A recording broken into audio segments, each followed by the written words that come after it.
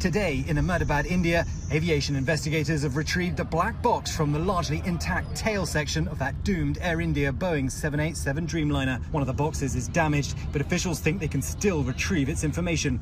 And we're getting new information today from the sole survivor of the crash. Astonishingly, that's Ramesh Vishwash Kumar, seen here walking away from the crash site, now telling us about the crash from his hospital bed. He says, everything happened in front of my eyes. I don't believe how I survived. From some time I thought I was going to die, but when I opened my eyes, I realized I was alive, and I tried to unbuckle myself from the seat and escape from where I could. Stunning video shows the jet taking off, reaching about 600 feet, but then clearly struggling to gain altitude. Ramesh remembers that moment. After the takeoff, within a minute, it felt like the plane came to a standstill for 5 to 10 seconds. I could feel engine thrust increasing to go up, but it crashed with speed. Erupting in a fireball, the plane hitting medical school buildings, one a dormitory.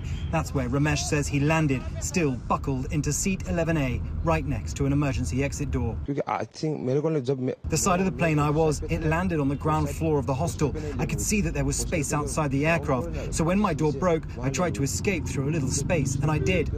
On the opposite was the building wall, so nobody could have escaped. Aviation experts are raising concerns about the engines after seeing the nose of the plane pointed up in the moments before the crash.